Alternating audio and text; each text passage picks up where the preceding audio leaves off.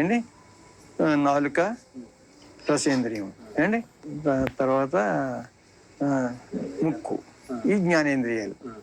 కర్మేంద్రియాలు అంటే పాణి, పాదము, గుహ్యము, గుదము, ఇదండి. అలాగే పంచవాయువులు,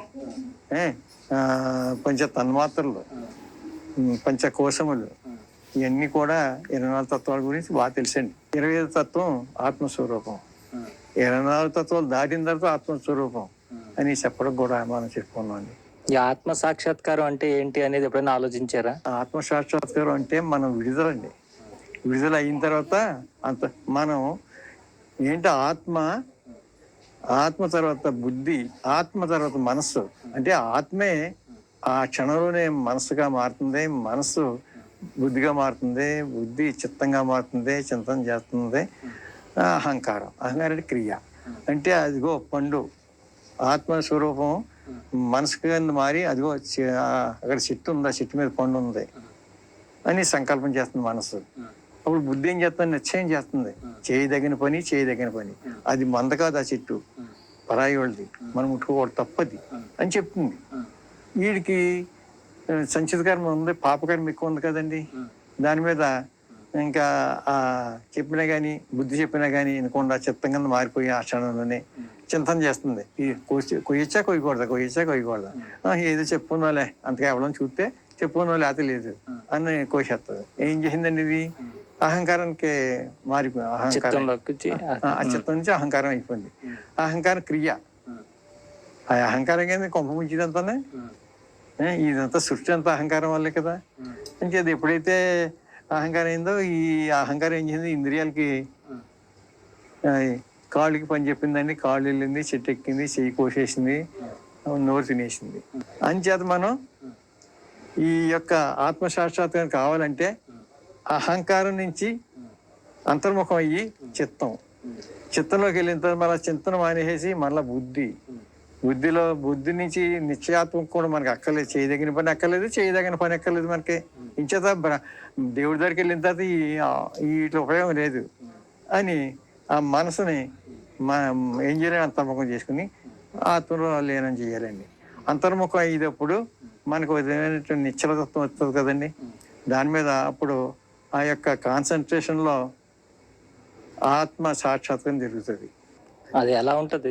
అది ఎలాగుంటుందంటే మనం అనుభవించినోడు చెప్పాలండి, అనుభవించినోడు చెప్పడండి. అది ఆ ఆత్మ సాక్షాత్కారం పొందిన తర్వాత ఇంకేం చెప్పడండి. ఆత్మ సాక్షాత్కారం పొందే వరకు కూడా సాధన చేయటమండి. ఈ అంతర్ముఖం అవడానికి ఎలాంటి సాధన చేయాలి గురుగారు? అంటే కర్మ ఇన్నాళ్ళకి మాయ కదండి. మరి ఆ మాయ తొలగాలంటే కర్మతోటి వస్తుందండి అది. అంటే మనం నిష్కామ కర్మ చేయాలి, మనకి అంటకుండా కర్మ చేయాలి. ఏంటి? ప్రతిఫలం కోరకుండా ఏమండి మనం చెయ్యాలి. అంతా ఈశ్వరార్పణ బుద్ధితోటి, ఈశ్వరుడు అర్పణ చేస్తూ చేయాలి, సత్కర్మ చేయాలి. ఇంకా కర్మలో రకాలు ఉన్నాయి కదండి. సత్కర్మ ఒకటి, తప్పకర్మ కానీ విడిచిపెట్టేయాలి. ఇప్పుడు వేదాల్లో చెప్పినటువంటి దుష్టకర్మలన్నీ విడిచిపెట్టేసి సత్కర్మతోటి, నిష్కామ కర్మతోటి చేయాలి. అంటే ఇప్పుడు ఈ అంతర్ముఖం అవ్వడానికి ప్రత్యేకమైన సాధన ఏదైనా ఉంటదండి? అంటే ధ్యాన సాధన? ప్రత్యేకమైన సాధన మోక్షం కావాలి కదండి మనకి, అంతే కదండి. మరి మానవులు అందరూ కోరుకునేది మోక్షం కావాలంటే దానికి ఓంకార జపం, దాని అర్థాన్ని భావన చేయటం. ఓంకార జపంతో పాటు దాని అర్థాన్ని భావన చేస్తే ఓంకారం అండి అంతర్ముఖం అయ్యి ఆత్మశాశ్వతం కలిపి. అంటే గురువు ఇప్పుడు మీరు అంటున్నారు అంతర్ముఖం చేయడానికి ఓంకార సాధన భావన చేస్తూ చేయాలని. అంటే ఎలా చేయాలి? ఇప్పుడు అందరూ చేస్తే అంటారు తప్ప ఎవరో చెప్పరు, చూపించరు. ఎలా తెలుస్తుంది మరి మాకు? ఏం అక్కర్లేదండి. మన సుఖాసనం లేకపోతే పద్మాసనం వేయగలిగితే పద్మాసనం, లేకపోతే సుఖాసనం కుర్చీలో కూర్చొని చేయొచ్చు ఓంకారం అండి. అది ఏంటంటే అప్పుడు మనకి ఉన్న జ్ఞానవంతం ఉంటుంది కదా, అలాగనుకుని జ్ఞానముద్ర అలా అనుకుంటూ, అంటే ఇది పరమాత్మ, ఇది జీవాత్మ, రెండు ఏకమైనప్పుడే యోగం కుదిరినట్లెక్క. ఈ రెండు కుదరాలంటే మనం ఈ త్రిగుణరహితం అవ్వాలండి. త్రిగుణరహితం అవ్వాలంటే మనం ముందు ముందు సాత్విక ఆహారం. దీని అంట్లకి ముందు సాధనకు ముందు మనం చేయవలసిన ఆహారం అండి. ఆహార దోషం వల్లే అన్నీ వస్తున్నాయి. అంచేత సాత్విక న్యాయంగా సంపాదించే ఆహారం అయి ఉండాలి. తర్వాత సాత్విక ఆహారం అయి ఉండాలి. మితంగా ఉండాలి, హితంగా ఉండాలి. అది తక్కువ తినాలి, అది తినేది హితం అవ్వాలి, మధురంగా ఉండాలి. మన చూపులోనే కూరంగి చూతులకి ఉండిన కూర రజోగుణంతో కనపడకూడదండి. కారం ఉప్పు ఎక్కువ వేస్తే, నూనె ఎక్కువ వేస్తే అది మన కంటికే ఇంపుగా కనపడదండి అండి. అంచేత నోటికి రుచిగా ఉండాలి, హితంగా ఉండాలి అండి. అపియరెన్స్ కూడా హితంగా కూడా ఉండాలండి అండి. అలా ఆహారం తీసుకుని న్యాయంగా సంపాదిస్తూ మనం తినేటప్పుడు ఎప్పుడు కూడా ఆ దేవుడికి అర్పణ చేస్తూ తినాలండి అండి. బ్రహ్మార్పణం అంటూ ముందుగా శ్లోకం ఉంది కదండి. బ్రహ్మార్పణం బ్రహ్మవిహి బ్రహ్మాగ్నౌ బ్రహ్మణావృతం బ్రహ్మైవ తేన గంతవ్యం బ్రహ్మ కర్మ సమాధిన అహం వైశ్వానరో భూత్వా ప్రాణినాం దేహమాశ్రితః ప్రాణాపాన సమాయుక్త పచామ్యన్నం చతుర్విధం అంటూ ఇంకొకసారి చెప్పరా గురుగారు? చాలా బాగుంది. బ్రహ్మార్పణం బ్రహ్మవిహి బ్రహ్మాగ్నౌ బ్రహ్మణాహృతం బ్రహ్మైవ తేన గంతవ్యం బ్రహ్మ కర్మ సమాధిన అహం వైశ్వానరో భూత్వా ప్రాణినాం దేహమాశ్రితః ప్రాణాపాన సమాయుక్త పచామ్యన్నం చతుర్విధం. అది భగవంతుడికి అర్పణ చేసి తినాలి. అప్పుడు ఆహారం అయింది. అది న్యాయాజిత ఆహారాన్ని బ్రహ్మదేవుడికి అర్పణ చేసి తినాలి. అప్పుడు మనకి చక్కనటువంటి ఆరోగ్యాన్ని, మంచి ఆలోచనని, సద్గుణాలని ఇస్తుంది. ఎప్పుడైతే ఆహారం అలా సద్గుణాలు ఇస్తుందో మంచి సత్కర్మలు చేస్తాం, అందరినీ సమానంగా చూస్తాం. దాంతో పాటు మనకు జ్ఞానోదయం అవుతుంది, మన చదివిన పుస్తకాలు అర్థమవుతాయి. ఇప్పుడు ఇది చిన్ముద్ర, అది జ్ఞానముద్ర పెట్టిన తర్వాత అండి ఓంకారం చేయాలండి. ఎలా చేయాలండి అది? ఓ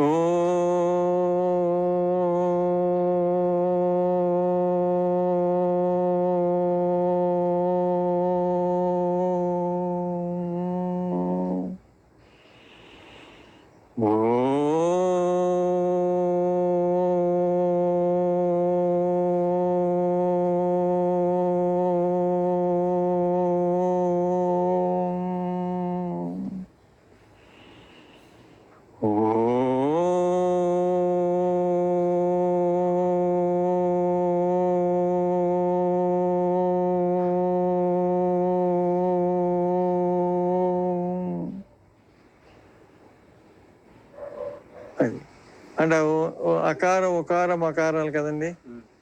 అకారం అనగా విశ్వడు, దానికి అధిదేవత ఈశ్వరుడు అండి. ఉకారం అంటే తైజసుడు, అంటే ఒక మకారం అనగా ప్రాజ్ఞుడు. అలాగా ఆ భావం చేస్తూ చేయాలి. మన జాగ్రత్త అవస్థ విశ్వడు, స్వప్నావస్థ తైజసుడు.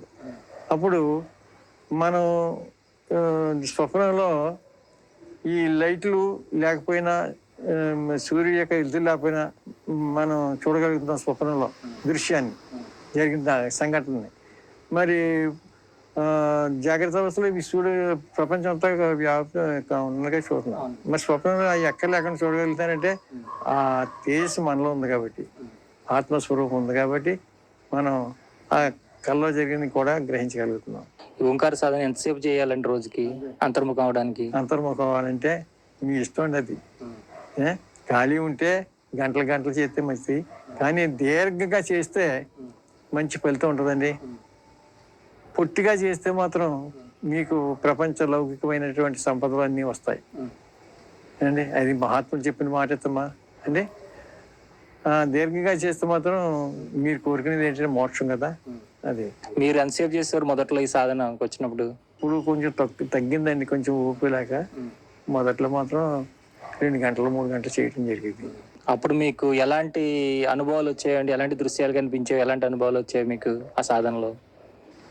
ఆ సాధనలో ఏంటంటే చిత్కళని, సప్త సముద్రాలని, ఇలాగా ఆ కాన్సన్ట్రేషన్ మన కొంచెం అలాంటివి వస్తూ ఉంటాయండి అండి. మిరాకిల్స్ అవి కూడా చెప్పకూడదు అంటారు. దాంతోపాటు ఈ మనసు గురువు ముందు నిలబడే శక్తి వస్తుందండి. అది ఆ కాన్సెప్ట్.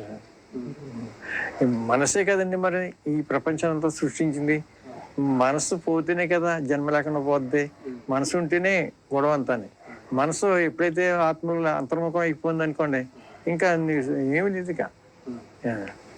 అంటే మనసుతోటే ఉంది ఈ ప్రపంచం అంతా కూడా. మనసే మూలం అన్నిటికీ, జన్మ కర్మలకి బంధాలకి అన్నిటికీ మూలం అదే. మనసు వెళ్ళినా మాయ వెళ్ళిన మాయ పోద్దని, మనసు లేకుండా పోతే మాయ లేదు ఇంకా. అది ఇవన్నీ అనుభవాలు మిమ్మల్ని బాగా మీకు కొన్ని సిద్ధులు రావడం ఇవన్నీ జరిగాయి. సిద్ధులు అంటే ఏమి రాలేదు, కానీ నా నమ్మిక ఒకటే అండి. ఒకటే, నా చేతితో ఇచ్చిన మందు పనిచేస్తుందండి. నేను వృత్తి చేస్తాను కదా, వైద్యం. ముందు అయితే మాత్రం ఇంజక్షన్లు అల్లిపోతే ఇంజక్షన్ చేసుకోండి, అల్లిపోతే వైద్యం చేసుకోండి, ఆయుర్వేదం చేసుకోండి అండి. అప్పుడు కూడా బాగా బాగుపడి, ఎప్పుడు డబ్బు సంపాదించిన ఆస్తి చేయలేదండి వైద్యం. అంచేత నాకు మంచి పేరు వచ్చింది. నా దక్షిణామూర్తి గారు చేసేసారంటే తగ్గుతుందన్న పేరు వచ్చింది. అది చాలండి అండి, అది మంచి రికార్డు. దాంతో పాటు ఆయన తలంచుకున్నాడంటే ఖచ్చితంగా ఈ కేసు బాగు చేస్తానంటే బాగు చేస్తాడు, గ్యారంటీ. ఆయన ఒప్పుకోవాలంతే అన్న పేరు వచ్చింది. నేను ఒప్పుకున్నానంటే కేసు బాగు చేయగలుగుతాను, కంగారు పడకండి మీరు అని చెప్పాను, ఖచ్చితంగా బాగు చేయగలుగుతాను. అలాంటి ఎన్నో కూడా 4-5 హాస్పిటల్ తిరిగి ఎంబీ డాక్టర్ని పెద్ద పెద్ద చూసేసి వచ్చిన కేసులు బాగు చేయడం జరిగిందండి నా అనుభవంలో. అంటే ఇదంతా కూడా ఇదంతా మనం చేసే సాధన వల్లే. మనకు అన్నీ వస్తాయి కదా. ఎప్పుడైతే మనం ఈ మంచిగా ఉండి ఈ సాధన ఎప్పుడైతే చేసామండి, మనకి సిద్ధుల్లాగా అన్నీ వస్తాయి. అష్టసిద్ధులు వస్తాయి. ఇంకా ఆ స్థితికి వెళ్ళలేదు. వెళ్తే మాత్రం వస్తాయి. వచ్చినా కానీ అష్టసిద్ధులు కూడా మనం కాలు దన్నేయాలి. కొత్తల సాధు గారు ఉన్నారంటే ఐఏఎస్ ఆఫీసర్ అయినా, ఆయనకి అష్టసిద్ధులు, జలస్తంభన విద్య, పరకాయ పరివేశం ఇవన్నీ వచ్చాయండి. అయినా ఆయన వెళ్ళలేసాడండి. నీటిలో తేలిపోయేవాడు. అయినా సరే ఆయన అక్కర్లేదు. ఏంటంటే నాకు గురు సాహిత్యం పొందాలనే తపనండి ఆయనది. జీవన్ముక్తి అంటే ఏంటి గురుగారు? జీవన్ముక్తి అంటేనండి, బతికుండానే ముక్తి పొందడం అండి. మనం బతికుండగానే ఈ విడుదల. ఏంటంటే గృహస్థాశ్రమ ధర్మం.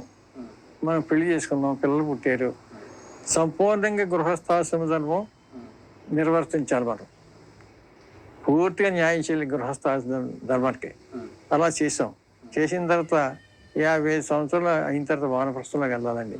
ఇంకా భార్యాభర్తలు ఉంటారు కానివ్వండి, మంచం మీద ఉంటారు. ఆవిడ మనసు వేరు, మన మనసు వేరు ఏమండి. మన సాధన వేరు, ఆవిడ సాధన వేరు. ఏంటంటే భార్యాభర్తలకు ఉంటాం, పిల్లలకు కావాల్సిన సదుపాయాలు చూస్తాం, అన్ని విద్యాబుద్ధులు అన్నీ ఉంటాయి. కానీ ఏంటంటే శారీరక సంబంధం ఉండదు. అది వానప్రస్థం. అండ్ తర్వాత 3వది సన్యాసం. మనం సంసారంలో ఇంకెక్కడికి అడవుల్లోకి వెళ్ళిపోకలేదు. మన ఇంటికాడ ఉండే చేసుకుంటూ అన్నీ విడిచిపెట్టేయాలి. ఇప్పుడు చేసి ప్రస్తుత వైద్యం, సంతానం లేని వాళ్ళకి సంతానం, పిల్లలు లేని వాళ్ళకి పిల్లలు పుడతారు అన్నమాట. ఒకవేళ తులసి ఆడపిల్ల పుట్టింది అనుకోండి, 2వ కాన్పు 2 నెలల లోపల ముక్కులో మందేస్తాం మరికాయ రసంతో. అది మగపిల్లడు పుడతాడు. అది 198 వరకు సక్సెస్ అవుతున్నాయి, పేరు వచ్చింది. అలాగే సంతానం లేని వాళ్ళకండి పెద్ద పెద్ద డాక్టర్ని చూసి, రమ్య హాస్పిటల్లో జగదీశ్వర్ గారు, కాహెల్లి ఇవన్నీ చూసి చెప్తారండి. అప్పుడు వాళ్ళని ఆలోచించి వాళ్ళ తత్వాన్ని బట్టి మంచిగా ఇస్తాను. ముందు మలయాళ స్వాములు అని తలంచుకుంటూ, కొట్టంగి సాధు గారిని తలంచుకుంటూ, తర్వాత శ్రీకృష్ణ భగవాన్ తలంచుకుంటూ ఇస్తాను. అది హస్తలావణ్యం వల్ల అయితే ఏదైతే అది సక్సెస్ అవుతుంది. ఇప్పుడు చేసి ప్రస్తుతానికి సంతానం గురించి ప్లస్ మగ పిల్లల గురించి. వాళ్ళని డబ్బులు అంత ఇంతమని అడగను. మరికెళ్ళి తేవాలి కాబట్టి ఒక అబ్బాయికి ఇవ్వాలి డబ్బులు అని చేత మీరు ఎంతో కొంత దక్షిణామూర్తి విగ్రహం ఉంది కదా, ఈశ్వరరామ్స్, అది ఆయన దగ్గర ఎంతో కొంత మీరు పెట్టి నమస్కారం పెట్టుకోమంటాను. అంతే, ఎంత ఏం బలవంతం చేయనండి. ఇచ్చిన సంతోషం, ఇవ్వని సంతోషం, మీ ఆనందమే నా ఆనందం అని చెప్తాను. మీరు మాత్రం ఇలా చెయ్యాలి. ఏంటంటే మీకు మగపిల్లడు కావాలంటే మీరు అన్నం కూర ఉండేటప్పుడు భగవంతుని తలంచుకుంటూ ఏమని తలంచుకోవాలి? భగవంతుడా, చిన్న ఆశ్రమానికి వెళ్ళాను, ముక్కులో మందేయించుకున్నాను మగపిల్లడి గురించి, నీ దయ వల్ల, నీ కృప వల్ల నాకు మగపిల్లని, నీ దయ వల్ల నీ కృప వల్ల నాకు మగపిల్లని అని కోరుకుంటూ అన్నం కూర ఉండండి. ప్రతి ముద్దకి తలుచుకుని కోరుకోండి. భగవంతుని అనుగ్రహం వల్ల మీకు మగపిల్లడు ఇస్తారు అని నిరహంకారంగా భగవంతుని మీద పెట్టి చేయమంటాను. అలాగా అలా చేసిన పిల్లలు పుడుతున్నారు. మా పిల్లలు వేళ ఒక ఆవిడ అడిగిందండి, గురుగారు మీకు ఏం బట్టలు తేవాలని. నాకు ఏం వద్దమ్మా, మీ మీ మీ ఆనందమే నా ఆనందం అన్నారు. అలా కాదండి, మాకు తృప్తి ఉండాలి అన్నారు. ఏందమ్మా ఇలాగే, ఈ వస్త్రం కూడా వాళ్ళు ఇచ్చింది, నేను ఎప్పుడు కొనలేదండి కాషాయ వస్త్రం. ఇది ఏర్పేడులో స్వామివారు కప్పారు, ఇది ఆయన సన్మానం చేశారు. అంటే ఒక రోజు భిక్ష పెట్టానండి నేను అక్కడ. అని చేత మా దంపతుల్ని పిలిచి ఆయన ఇచ్చారు, సన్మానం చేశారు. అది అనమాట. అంటే మీరు ఈ సాధన చేస్తున్న క్రమంలో ఈ టైంలో మలయాళ స్వామి గారిని కనీసం ఒకసారైనా నాకు కనిపించే స్వామి ప్రత్యక్షం అవ్వని ఇప్పుడు అడగలేదా? అలాగే ఎన్నోసార్లు అడుగుతానండి. ఒకసారి కళ్ళ కూడా రావటం జరుగుతుంది. నేను ఇంకోటండి, రేపు గురించి ఆలోచించానండి. రేపు డబ్బులు అవసరం కదా, 10,000 అవసరం నాకు ఆ డబ్బులు లేవు అని అనుకోనండి నేను. రేపు అనగా కూర్చునేటప్పుడు మలయాళాన్ని పిలిచింది, కూర్చుని స్వామి మరి రేపు నాకు 10,000 అవసరం, మరి నా దగ్గర అసలు డబ్బులు లేవు, నీ అనుగ్రహం ఉంటే డబ్బులు వస్తాయి అని అంటాను అంతండి. ఇది అడిగినట్టు ఫేస్ టు ఫేస్, ఎవరు లేకుండా చేసి ఇలాగా సంబోధన. అంటే ఒకసారి ఏర్పేడు ప్రయాణం కట్టాడు మేము, ఒక 20 మంది భక్తులు, నేను అందరిని. వీళ్ళని తీసుకెళ్తానంటే నా దగ్గర 15,000 20,000 ఉండాలండి ఆ రోజుల్లో. అప్పుడు ఏంటి పొద్దున్న లేచాం, అందరూ వచ్చేసారండి, వీళ్ళు 5 గంటల వచ్చేసారండి. నాకు ఆ రాత్రి నేను ఆ డబ్బులు మాట మర్చిపోయాను. డబ్బులు ఏంటంటే ఎవరిని అడిగినా సరే డబ్బులు ఇచ్చేస్తారండి నాకు. అలాగే వెళ్ళినోడు కాగేశ్వరి నీ దగ్గర 20 రూపాయలు ఉన్నాయి, 20 అంటే ఇస్తాడండి. ఒకవేళ 10,000 ఉందంటే ఏ తలుపు కొట్టినా లేదని ఉందండి, అంత గౌరవం ఉందండి. చేత నేను ఏం చేశానంటే స్నానం చేసి రెడీ అయిపోయి తలుపు తాళం ఏదో డబ్బులు మాట కనిపించింది. డబ్బులు అసలు లేవు, ఇంట్లో ఉంటే 500 ఉండి 600 ఉండేను, మరి ఇది ఏర్పడి కదా, ఒక 15,000 ఉండాలి కదా, 10,000 కనీసం అని అనుకుని అప్పుడు మళ్ళా తాళం అయిపోయి మేము అనుకొచ్చి మళ్ళా స్వామిని అన్నమాట, స్వామి నాకు డబ్బులు కూడా మర్చిపోయింది, నేను నా దగ్గర ఉంటే 500 600 ఉంటాయి, మరి 10,000 ఉండకపోతే ఈ వీళ్ళందరినీ తీసుకెళ్తున్నాను కదా, అన్నీ ఈ ఏంటి శిష్యుల దగ్గర నేను వాళ్ళని ఖర్చు పెట్టించి నేను తినటం బాగోదు కదా, నేను ఇవ్వాలి తప్ప వాళ్ళ దగ్గర ఇచ్చుకోకూడదు, మరి డబ్బులు అసలు లేకుండా పోయాయి, ఇదే దయ్యా అనుకుంటూ మళ్ళీ వెళ్ళి తాళం వేద్దాం అని వెళ్ళాను వాడిని. వెళ్తులోకి అనపర్తి నుంచి ఒక రెడ్డి గారు వచ్చారు. రెడ్డి గారు వచ్చి, నాకు ఎర్రమందు మీ దగ్గర ఉంది కదండి, నాకు ఒక 10 బాటిల్స్ కావాలన్నాడు. అంటే బాటిల్ 500 అప్పుడు, అది 10 గ్రాముల మందు. నాకు వెంటనే సంతోషం అయిపోయిందండి. అప్పుడు 10 బాటిల్స్ చూసి ఇచ్చేసాను, 5,000 వచ్చాయి, ఇంకా సగం ధైర్యం వచ్చేసిందండి. మళ్ళీ తాళం వేసి వెళ్దాం అనుకుంటేకి మళ్ళీ 5 వచ్చేయండి. అలా దిగానంతే మెట్టి ఇంకొకటి వచ్చి 4 బాటిల్ కావాలన్నారు. అంటే నాకు 5,20 7,000 అయిపోయింది అక్కడ అండి. ఇంకా 3,000 కదా ఇంకా బడ్జెట్ అండి. అప్పుడు వెళ్ళాలకి వచ్చేస్తలే, దారి అంటే వెళ్ళేది అనుకోండి, అక్కడ ఎదురెళ్ళి మెడికల్ షాప్కి వెళ్ళి అడిగాను అనుకోండి, ఒక 5,000 ఇవ్వమంటే ఇస్తారు.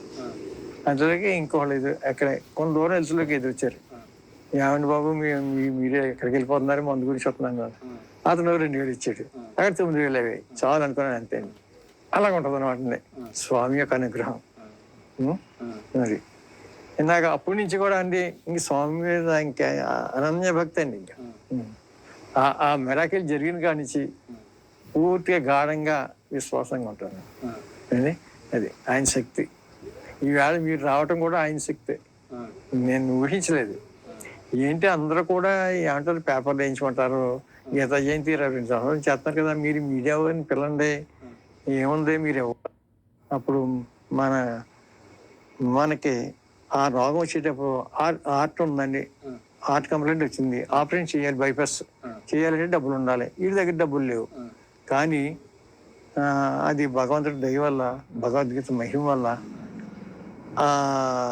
ప్రభుత్వం కానీ లేకపోతే కొడుకులు కానీ లేకపోతే ఇంకా ఎవరి దాతలు కానీ ఆ ఆపరేషన్ చేసి ఆరోగ్యం సెట్ అవుద్దండి, తేలిక అవుద్ది అనమాట. అది ఒక్క భగవద్గీత పట్టుకున్న వాళ్ళకండి అది కలుగుతుంది.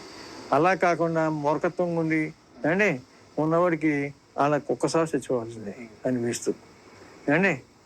అది ఈ భాగవతంలో ఇన్ని కథలు ఎన్నో చెప్తూ ఉంటారు కదండి, అసలు ఏంటి దాని సారం ఏంటండి? భాగవత సారం ఏంటి? భాగవత సారం అంటే పరోపకారమే భాగవతం యొక్క సారం. పరోపకారమే కృష్ణ పూజ అది భాగవతం మొత్తానికి ఉన్నదల్లా సెంట్రల్ పాయింట్ అదే. ఒకటే. ఓకే, కృష్ణుడే చెప్పాడే మాట.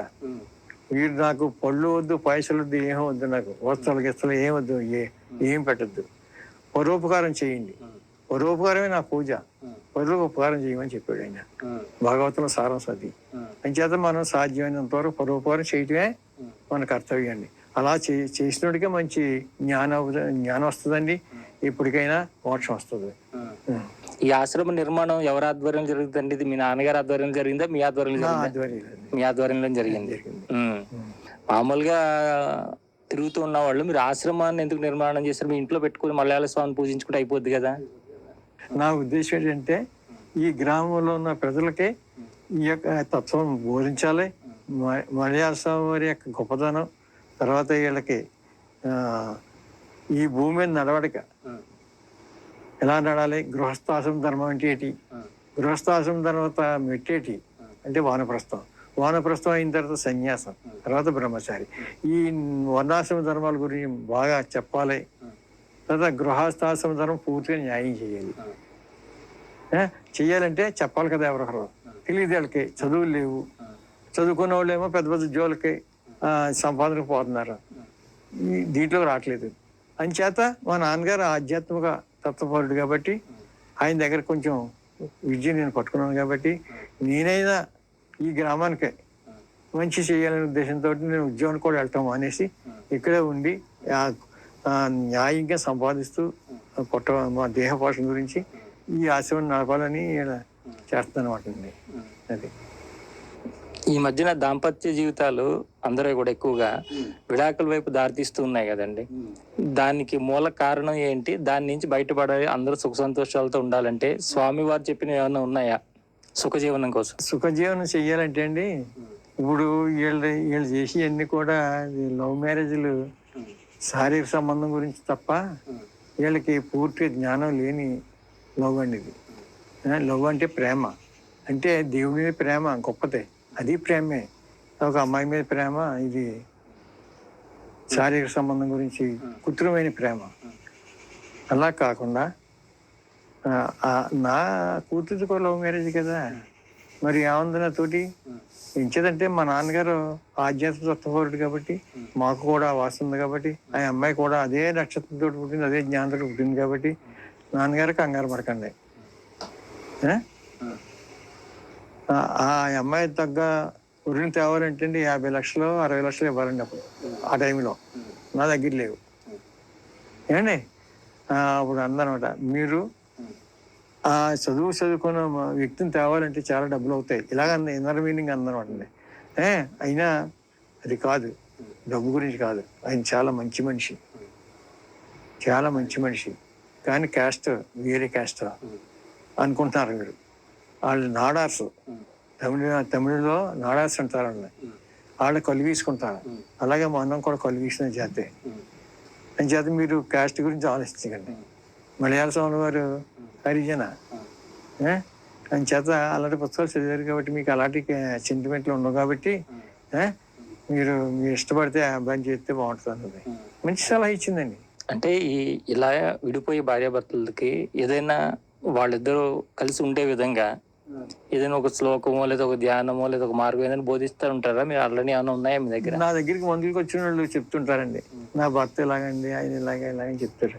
అప్పుడు ఒకటే అంటాను నేను, ఇవి ఏమొద్దమ్మా, ఆయన ఎప్పుడు ఎదురు ప్రశ్న నీకు, అన్నం పెట్టిన తర్వాత నువ్వు ఆయన ఏం సాధించకు, అన్నం పెట్టిన తర్వాత అలా నువ్వు నించోవాలి. అదే అప్పుడు అన్నం తినేటప్పుడు మాత్రం సైలెంట్గా నువ్వు మనసులోనే భగవంతుని ధ్యానం చేయి.